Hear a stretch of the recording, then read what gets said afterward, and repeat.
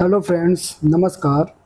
आज का वीडियो आपके लिए होने वाला है। अगर आप सोलर सिस्टम को यूज कर रहे हैं या फिर आप कोई नया सोलर सिस्टम लेने का प्लान कर रहे हैं, आज के वीडियो में मैं आपको बताऊंगा कि सोलर सिस्टम को लेने के पहले हमें किन किन चीज़ों का ध्यान रखना चाहिए।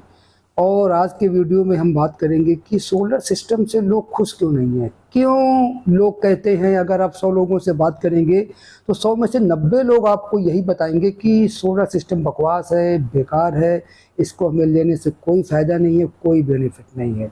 तो मैं आज आपको ऐसे कुछ टिप्स बताऊंगा जिनको अगर आप फॉलो करेंगे तो आप कभी भी अपने सोलर सिस्टम से जो आपके यहाँ लगा है या आप लेने जा रहे हैं तो कभी आपको निराश नहीं होना पड़ेगा। तो पहली टिप्स है कि सोलर सिस्टम को लेने के पहले गलत चयन करना। जैसे कि हमें सोलर सिस्टम को लेना है तो हम शॉपकीपर के पास जाएंगे और बोलेंगे सर हमारे यहाँ पे, या भाई साहब हमारे यहाँ पे 1 किलोवाट मीटर का कनेक्शन है तो हमको सोलर सिस्टम लगवाना है। अब दुकानदार भाई को चूँकि सोलर सिस्टम बेचना है तो वो आपको डिटेल में ज़्यादा जानकारी नहीं देगा, क्योंकि उसको चाहिए आपसे प्रॉफिट। तो आपको 1 किलोवाट का सोलर सिस्टम आपको दे देगा, लेकिन जबकि ये सही तरीका सोलर सिस्टम को चयन करने का नहीं है।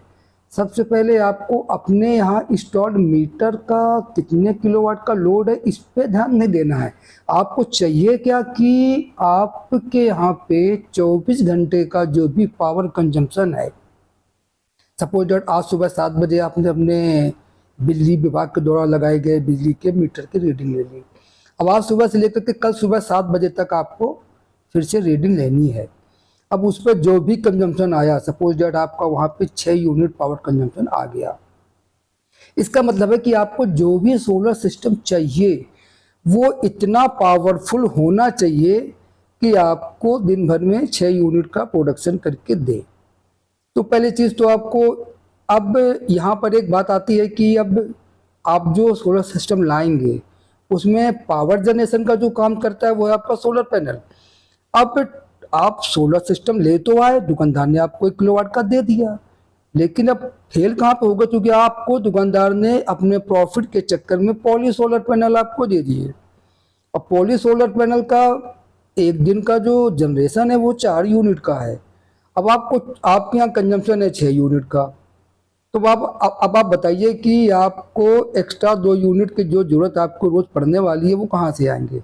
तो इसका तरीका ये नहीं है। जो आपके यहाँ पे 6 यूनिट का पावर कंजम्पशन 24 घंटे का आया, अब आपको सोलर सिस्टम जो चयन करना है वो इस तरह से चयन करना है कि आपको 6 यूनिट की बिजली की भरपाई आपके सोलर पैनल से हो सके। अब अगर आप पॉली सोलर पैनल ले रहे हैं तो आपको 6 यूनिट जनरेशन के लिए आपको 1.5 किलोवाट के सोलर पैनल की जरूरत पड़ने वाली है। अब इसी के साथ अगर आप मोनो पार्क में जा रहे हैं तो मोनो पार्क में 1.25 किलोवाट से भी मतलब 1200-1300 वाट के पैनल से भी आपको 6 यूनिट का जनरेशन मिल जाएगा। अब यहीं पर अगर आप बाईफेशियल पे जा रहे हैं, बाईफेशियल सोलर पैनल की जो नई टेक्नोलॉजी है, तो इस पर 1 किलोवाट का सोलर पैनल ही आपको 6 यूनिट का जनरेशन करके आपको दे देगा। तो पहली चीज़ तो कंजम्पशन के हिसाब से आपको सोलर पैनल का चयन करना है। दूसरा जो है कि आप, चूँकि भारत में अलग अलग राज्यों में अलग अलग डिस्ट्रिक्ट में तापमान अलग अलग होता है, तो हमें सोलर पैनल की टेक्नोलॉजी का भी ध्यान रखना है। चूँकि हायर डिग्री टेम्परेचर जहाँ भी हैं, आपका राजस्थान हो गया या अन्य इलाके हो गए, तो लोगों में ये क्या है कि मिथ फैला हुआ है कि पॉली सोलर पैनल जितनी ज़्यादा गर्मी होगी उतना अच्छा आपका जनरेशन होता है, जबकि ऐसा नहीं है। पॉली सोलर पैनल आपका कोई भी हो, मोनो, पॉली, मोनोपार्क, बाईफेशियल, इन सब पे टेम्परेचर का असर पड़ता है, लेकिन जो सबसे ज़्यादा पैनल डिग्रेड होते हैं हायर टेम्परेचर पर वो आपके पॉली पैनल हैं। तो अगर आप ऐसे एरिया में रह रहे हैं जहाँ पर टेम्परेचर आपका बहुत ज़्यादा हाई जा रहा है तो आपको चाहिए कि आप पॉली पैनल को कतई परचेज ना करें, वहाँ पे आपको मोनोपार्क या बाईफेशियल सोलर पैनल ही परचेज करने चाहिए। और जो एरिया ठंडे हैं वहाँ पे आप mono, poly, half cut, bifacial आप जो चाहें वो सोलर पैनल आप ले सकते हैं। तो ये ड्रॉबैक है कि हमें जानकारी न होने की वजह से भी हमारा सोलर सिस्टम फेल हो जाता है। तीसरा ड्रॉबैक है कि हमारे यहाँ पे पुराना इन्वर्टर बैटरी लगा हुआ है और उस पर हमने क्या किया कि 1 किलोवाट का सोलर पैनल लिया और एक अच्छा सा 40 एम्पियर का PWM या MPPT सोलर चार्ज कंट्रोलर लिया और वो हमने लगा दिया। अब हमें तो ये हुआ कि हाँ हमने 1 किलोवाट के पॉली सोलर पैनल लगा दिया, हमको चाहिए यूनिट बिजली हमको इससे मिल जाएगी। अब हुआ क्या कि आपने नॉर्मल इन्वर्टर को सोलर इन्वर्टर बना दिया चार्ज कंट्रोल और सोलर पैनल लगा करके। अब हुआ क्या कि डे के टाइम पे सोलर भी आ रही है और आपके यहाँ पे विभाग की तरफ से आने वाली बिजली भी आ रही है। अब आपकी बैटरी बिजली से भी चार्ज हो रही है और सोलर से भी चार्ज हो रही है, तो आपकी बैटरी ओवरचार्ज हो गई। ओवरचार्ज होने से बैटरी की लाइफ जो आपकी 5 साल थी आपकी 3 साल में बैटरी की लाइफ खत्म हो गई। अब आपका सोलर लगाने के बाद बैटरी का खर्चा आपका बढ़ गया, तो यहाँ भी आप डिसअपॉइंट हुए कि हमने सोलर पैनल लगवा लिया और हमें इसका फायदा तो मिल नहीं रहा है। दूसरा ड्रॉबैक क्या है कि तो आपको नॉर्मल इन्वर्टर में चार्ज कंट्रोल लगाना ठीक है, लेकिन आपको वहाँ पे मेन सप्लाई आपको बंद करनी पड़ेगी डे के टाइम पे, जब आपकी धूप आ जाए या आपके क्योंकि आपके नॉर्मल इन्वर्टर का काम ही यही है कि जब लाइट हो और आपकी बैटरी के वोल्टेज डाउन है तो वो बैटरी के वोल्टेज को चार्ज करेगा और 14.5 वोल्ट तक लेके जाएगा। अब आपकी डे के टाइम पे बैटरी सोलर प्लस बिजली दोनों से चार्ज हो रही तो आपकी बिजली की बिल कम होने बजाय बढ़ ही रहे हैं। तो ये हुआ लो हमने तो सोलर भी लगा लिया, अब हमारी बिजली के बिल भी कम नहीं हो रहा है। दूसरी चीज़, डे के टाइम पे आपकी बैटरी फुल चार्ज हो गई, लेकिन आपका जो लोड है वो लोड आपका बिजली पे ही चल रहा है, क्योंकि आपने पैनल और बैटरी के बीच में सोलर चार्ज कंट्रोल लगाया हुआ है। इन्वर्टर को तो सिर्फ काम ही यही है कि जब लाइट हो तो आपकी लाइट को बाईपास मोड पे आपका लोड चलाए और जब लाइट ना हो तो आपकी बैटरी से आपका लोड चलाए। तो डे के टाइम पे बैटरी फुल चार्ज होने के बाद भी सोलर का जो आपका जनरेशन है वो वेस्ट हो रहा है।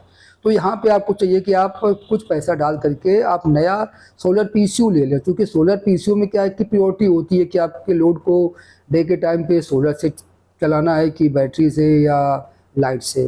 तो आप प्योरिटी सेट करके अपने बिजली के पावर बिलों को आप कम कर सकते हैं। तीसरा ड्रॉबैक क्या है, गलत बैटरी का चयन। हमने मान लिया हमारे पास पुराना इन्वर्टर बैटरी था, तो हमने नया सोलर PCU ले लिया, सोलर पैनल ले लिए और हमने बैटरी वही लगा दी। अब भाई क्या वो बैटरी आपकी खराब है या आपके पास 2 बैटरी या 4 बैटरी का इन्वर्टर है, आपने वही बैटरी बैंक अपने सोलर PCU पे लगा दिया, पैनल लगा दिए। अब भाई उनमें से आपकी एक बैटरी कोई ख़राब है या उसका कोई एक सेपरेटर शॉर्ट है, तो लेड एसिड बैटरी में ड्रॉबैक क्या है कि ये बैटरी आपकी वोल्टेज से चार्ज होती है। मेरे कहने का मतलब ये है कि आपका 10.5 वोल्ट पे डिस्चार्ज होती है और 14.5 वोल्ट पे जाकर के ये फुल चार्ज होती है। अब आपने मान लिया डबल बैटरी का इन्वर्टर है तो 24 वोल्ट हो गया। अब 24 वोल्ट के इन्वर्टर को फुल चार्ज करने के लिए बैटरी बैंक आपका लगभग 29 वोल्ट इन्वर्टर को बैटरी वोल्टेज सेंस होनी चाहिए। अब आपका एक सेल कोई शॉर्ट हो गया या आपका सेपरेटर शॉर्ट हो गया या आपकी प्लेटें शॉर्ट हो गई, तो अब क्या है कि आपका इन्वर्टर तो बैटरी को चार्ज किया जा रहा है, क्योंकि बैटरी उस वोल्टेज तक पहुंच नहीं रही है। इसमें आपकी पावर बिल जो हैं वो चूँकि कंटिन्यू चार्ज कर रहा है, बैटरी चार्ज होने का नाम ही नहीं ले रही है। सोलर, अब आप सोचेंगे कि हमने तो सोलर पैनल भी लगा लिए और हमारा बिजली का बिल फिर भी कम नहीं हो रहा है। तो ये भी एक ड्रॉबैक है कि हमारी बैटरी बैंक खराब होने की वजह से भी हम जो सोलर सिस्टम लगाने के बाद भी हम संतुष्ट नहीं होते हैं और सोलर कंपनी को, बैटरी को, इन्वर्टर को बुरा भला कहते रहते हैं। तो ये भी चीज़ आपको ध्यान देनी है कि हमारा इन्वर्टर बैटरी ये भी प्रॉपर होना चाहिए, बैटरी के वोल्टेज भी प्रॉपर होने चाहिए, तभी हमारा इन्वर्टर उसको कट ऑफ करेगा। और एक चीज़ क्या है कि कुछ चीज़ें हैं और क्या है कि हमें सोलर सिस्टम लेने के पहले हमें एक चीज़ का ध्यान रखना है कि हमें सही टेक्नोलॉजी का चुनाव करना है। सही टेक्नोलॉजी का कहने का मेरा मतलब ये है कि आपको ऑफ ग्रिड लेना है या ऑन ग्रिड लेना है।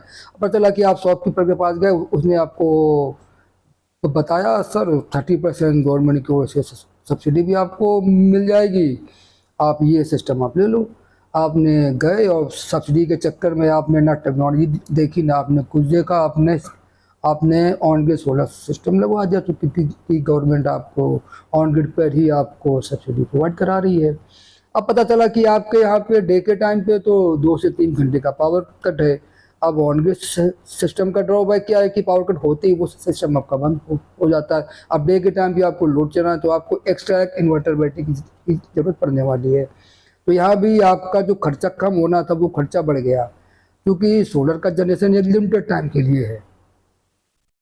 तो इस तरह से अगर आप इन चीज़ों का ध्यान रखेंगे तो मैं उम्मीद करता हूँ कि आप कभी भी सोलर सिस्टम से डिसअपॉइंट नहीं होंगे और टेक्नोलॉजी वाइज सोलर सिस्टम को सिलेक्ट करें। अगर आपको ये वीडियो अच्छा लगा हो तो चैनल को लाइक कीजिए, सब्सक्राइब कीजिए और वीडियो को अपने दोस्तों तक शेयर कीजिए। अगर आपको इसी तरह के और नॉलेजेबल वीडियो किसी भी टॉपिक पे जो कि सोलर से संबंधित हो आपको जानकारी चाहिए तो आप मेरे को कमेंट कर सकते हैं। मिलते हैं किसी अन्य वीडियो पे किसी अन्य टॉपिक के साथ में, तब तक के लिए बाय बाय, धन्यवाद।